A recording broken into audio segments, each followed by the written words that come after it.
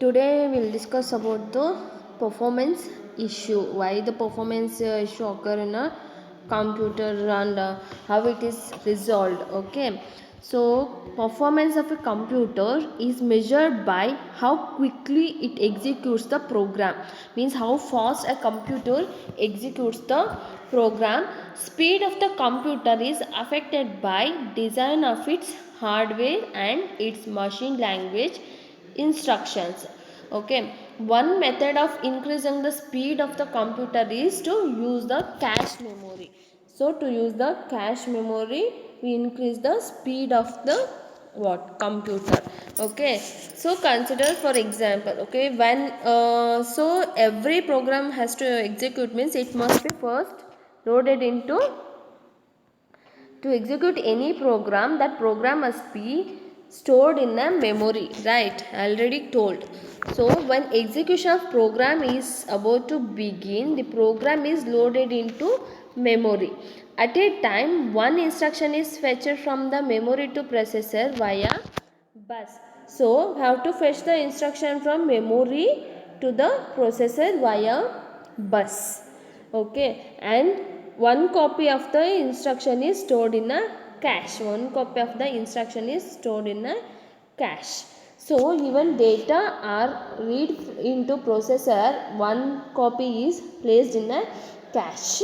So if at all same instruction or data is required, then it is fetched from the cache instead of the main memory. So the program is stored in the memory, right? So first instruction is fetched from the memory and so fetched from the memory to processor and it executes. So one copy of that instruction is stored in the cache also. So if we not stored, what it happens means, if we not store that instruction in a cache, what it happens, so if we stored so we fetch the instruction from the processor, then processor execute the instruction, then it leaves. So next is the second instruction. So it fetches the second instruction from the memory to processor, and processor execute the instruction and closes it. So if we want to execute the first instruction again, means we need to fetch from the memory again. It takes a lot of process, no? So it takes a lot of process to again fetch from the memory, then execute. So we have first fetch the instruction from the memory to processor, and one copy of that instruction is maintained in the cache also. So if you want to again execute the same instruction again and again, means we directly fetch from the cache to processor, no? So it will reduce the time consumption.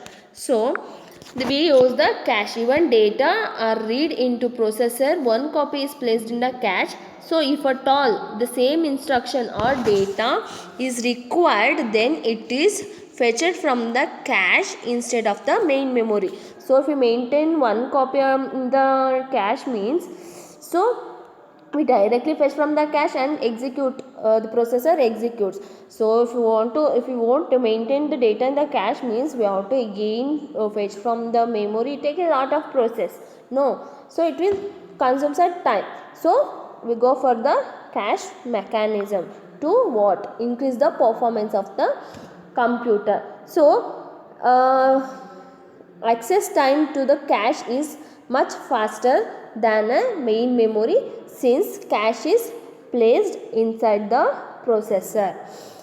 Hence cache speed up the program execution. So this is about performance issue. So what is the to maintain the performance issue, what we have to do?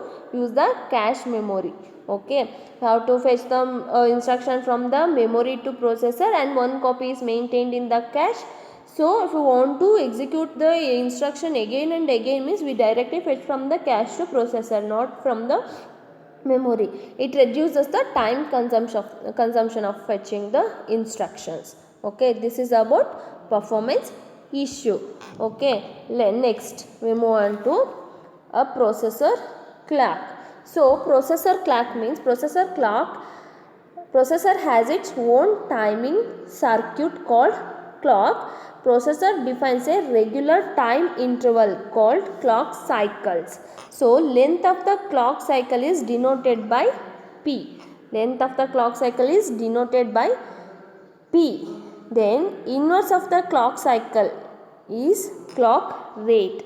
So length of the clock cycle is denoted by P and inverse of the clock cycle is called as clock rate, that is R. R is equal to 1 by P. So clock rate is measured in cycle per second.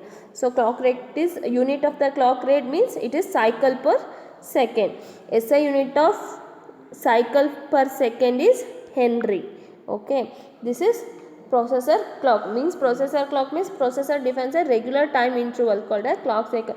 Means for every instruction to execute, no, for this instruction one clock cycle is fixed and for this instruction one clock cycle is fixed. So to execute some instruction, the processor uses the regular time interval called a clock cycles. So you know that it is denoted by P and the inverse of the clock cycle is called as clock rate, that is R is equal to 1 by P. So let's see some of the problems on the clock cycle. So they given that if the length of the clock cycle P is equal to 2 nanoseconds, then calculate the clock rate. So clock rate is means inverse of the clock cycle, no, that is clock rate is inverse of the clock cycle means 1 by P. So 1 by P is equal to 1 by P, so that is what the 1 by the what is the P value, 2 nanoseconds. 2 into nano means 10 power minus 9. Okay, 1 by 2 into 10 power minus 9, that is equal to 1 by 2 means 0.5. So 0.5 into 10 power 9. So this minus 9 will go upwards, then it will become a plus 9, that is 10 power 9. Then it is 500 megahertz. So clock cycle is SI unit for the clock per second is hertz, so not Henry, hertz. Okay, so then clock rate is what, 500 mega means 10 power 6, so 500 megahertz. So R is 500 million cycle per second, that is clock rate is 500 million cycle per second. Then next problem, if the length of the clock cycle P is equal to 0.8 nanosecond, then calculate the clock rate. Okay, so then clock rate is 1 by P. So what is the P value? 0.8 nanosecond. 1 by P, 1 by 0.8 into 10 power minus 9. Nano means 10 power minus 9. Then it will become 1.25 into 10 power 9. Means if you divide that one, that will come up, that is 10 power minus 9 will come up, then it will become a 10 power plus 9, then 1.25 giga means G means gigahertz, means that is 1.25 billion cycle per second. The speed of the processor is what, 1.25 billion cycle per second. This is about the problems on the processor clock. Okay, so in the next classes we will discuss about the next problems, that is basic performance equation and the performance measurements and all. So this is about what today we discussed about a performance issue, then how to overcome the performance issue and a processor clock, problems on the processor clock.